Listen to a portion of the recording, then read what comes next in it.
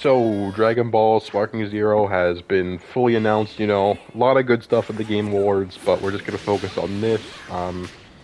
It looks amazing, but we're going to talk about some stuff that, was not in the trailer, that has been confirmed on the website, as well as a very trusted leaker has posted some information on this game. And don't worry, he's legit. And when we get to there, I will explain why he's legit, and you'll see why. So, anyways, yeah, I mean, let's just get into it. So first thing we're going to start with is, the thing that doesn't matter the most. Well, I don't want to say that because it's something we've never had before, and it's what they talk about in the website, and they do really highlight it in the trailer. But it's the graphics and the next genness of the game. And what that means is, obviously the game looks amazing. I don't know if it looks better than Fighters. In my opinion, it does. Because at the end of the trailer, there's a shot of Cell, right? And I didn't see this shot of Cell at the end of the trailer, right? So, I saw people post screenshots of Cell on Twitter, right? And I thought that it was art. I don't know if I'm dumb for that, but I thought that it was like his character select art that was in the game. But no, it was an actual in-game screenshot of Cell. And that really convinced me right there. I was blown away from that alone, So, game looks good, right? And also, if you don't know, it has been confirmed that it's only on next gen and PC. So no PS4, no Xbox One. And they kind of talk about why in the little website thing that they have. So, it seems like, and we can see this in the trailer, they are making the ultimate Dragon Ball simulator, which is what Budokai Tenkaichi 3 was. And it might be losing its throne, honestly, because, you'll notice right at the beginning of the trailer, Vegeta kind of he does the signature, knockdown, and he knocks Goku into a rock, and the rock kind of shatters into a million pieces. Yeah, that's a big theme of the game, according to the website. So, I mean, you can deflect beams, and all of that is that the game has a lot of really. It seems from what they're talking about in the website that it's focusing heavy on destruction. From the little bit we can make out in the trailer, it does look like it's more detailed and advanced than any Dragon Ball game. Here is the Dragon Ball game destruction, if you don't know, right? You fire a ki blast. He goes into a building. You see the building explode in a predetermined animation. It doesn't have physics, it doesn't collapse, it just has a predetermined exploding animation, and then it slowly fades away, and it just vanishes. That's the generic Dragon Ball destruction. In this game, I don't know if we see anything fade away. It looks like and maybe I'm wrong, right? I might have to watch the trailer again, but it looks like, Goku gets slammed into this rock. It looks like it breaks due to physics and not a predetermined animation. If it is a predetermined animation, it's the best one we've ever had. And the rocks kind of just fall, and I mean, I don't know if they fade away. They don't look like they would. And yeah, that's apparently a big part of the game. The destruction is better than ever before, and for you to advertise that in right off the bat, to me it makes it sound like it's going to be super detailed, and it's also one of the reasons why it's only on next gen and PC, because They might just be going all in on the destruction. We saw that like the stage of destruction looks better than ever. So it looks like maybe like the individual pieces of the stage that you can break, there's going to be a lot more and it will look a lot better. Who knows? Maybe you could just shoot a beam into the floor and it just makes like a hole in the floor. Because normally if you shot a beam into the floor, it'll make like a tiny crater or something, whatever, that's cool. There's also like other stuff with the stages that they announced, like if you charge up your attack, the wind will move, the weather changes, stuff like that. So, but that was in other Dragon Ball games. I think Raging Blast, if you fully charged, it would turn all cloudy and stuff. But apparently the trees will react to you, everything will react to you. So that's cool, right? That's like the first feature of the game. I wanted to get that out of the way. The other feature that they mentioned on the website, they said that this game has a historic number of characters for the Budokai Tenkaichi series. Historic number. If you don't know, that's what everyone was worried about. Everyone was worried that it would only have like 30 characters. Historic number means that it has to have the most out of any game, right? That's what historic number means. And they specifically say that in the website, historic number. So, if you don't know, Budokai Tenkaichi 3 had 98 characters. If you count transformations as a separate character, it had 161 characters. But if you don't count them as separate characters, then it had 98 characters. Obviously, no one ever expected a game being made from scratch on the PS5 to ever have 90 plus characters. But on the website, they specifically mention historic number of characters. To add to that, we're going to be getting into the leaks now, okay? So, and here is why I think that the historic number of characters is true. I do think we may be getting over 100 characters now. And something in the trailer points to why, as well as something that the leaker said yesterday. So, in the trailer, someone is there that just does not belong there. And that is Bergamo. Bergamo is not in any Dragon Ball game. Simply put, he literally does not belong there. Simply put. And they knew that. They knew that. I mean, take a look at the end of the trailer and I want you to really think about it, right?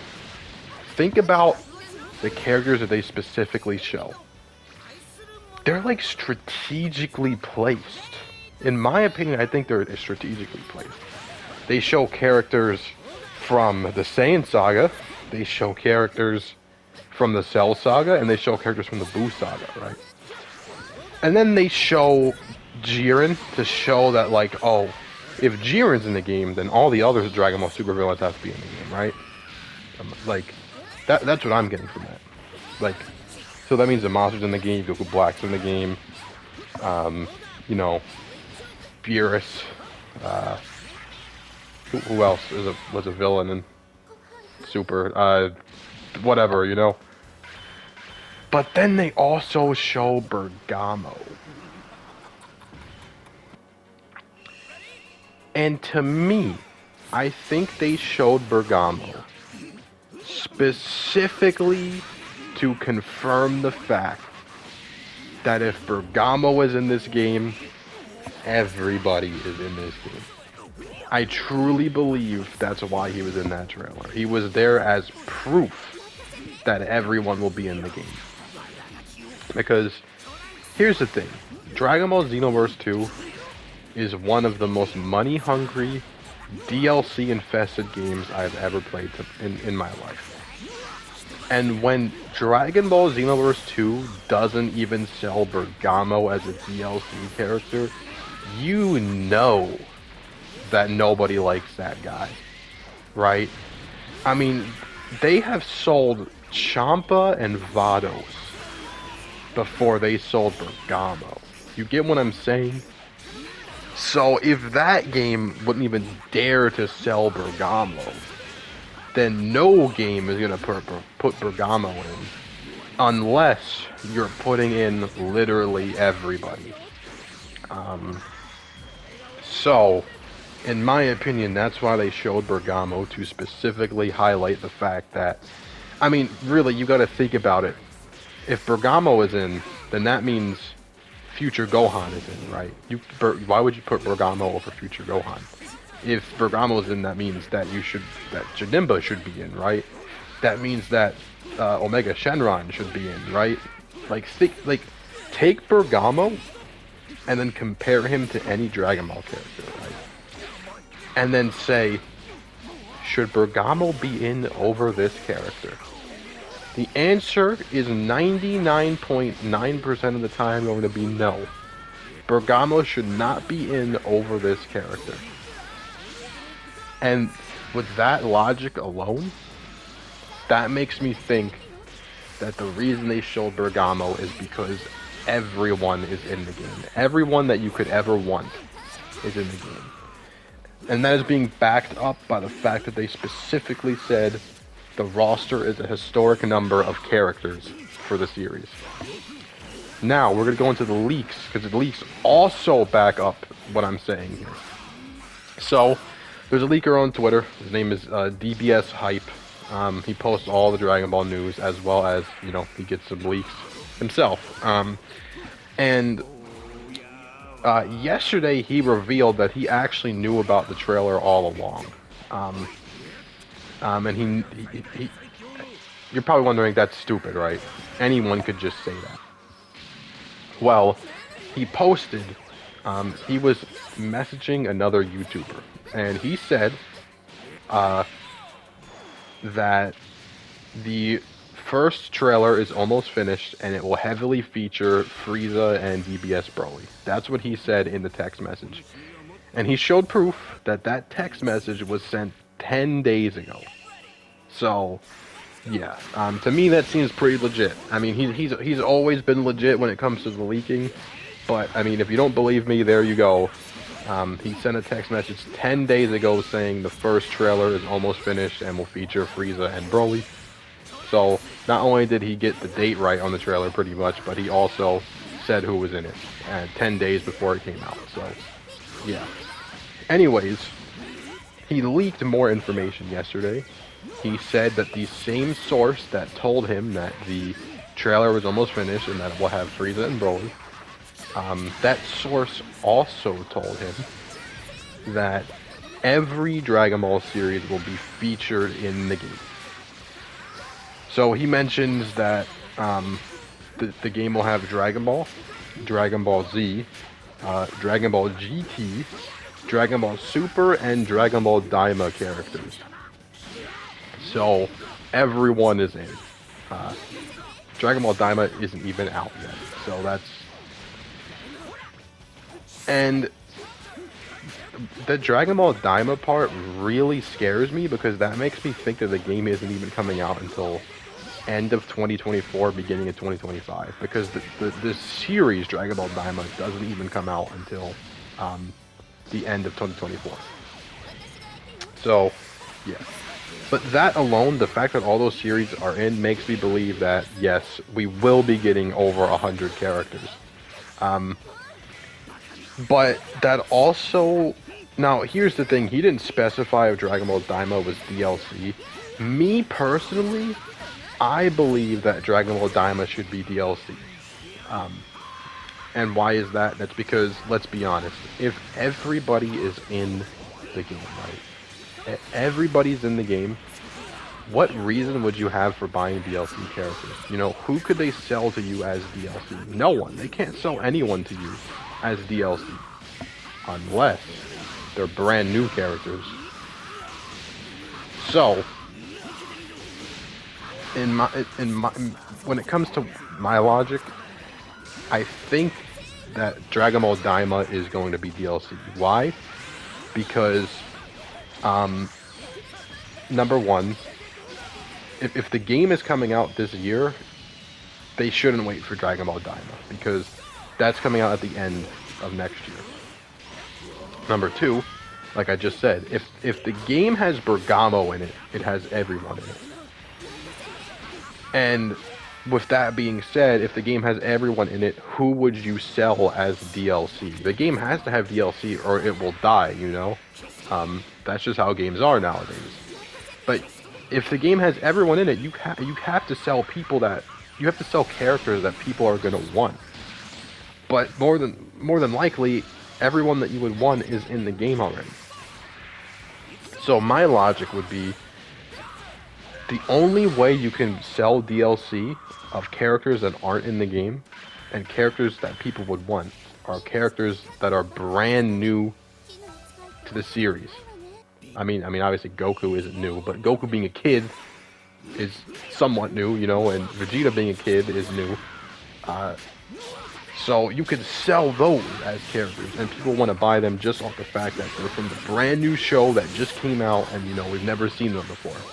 Because other than that, you can't sell characters like that. That's my logic behind that.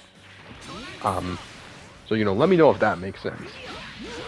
And you better hope that it's making sense, because if they aren't selling Daima as DLC and it's going to be in the base game, then GG's, you're not getting this game until the end of 2024 minimum.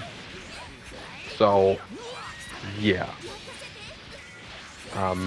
My theory is that the game will have everyone from every single series, and then they'll sell Daima as DLC.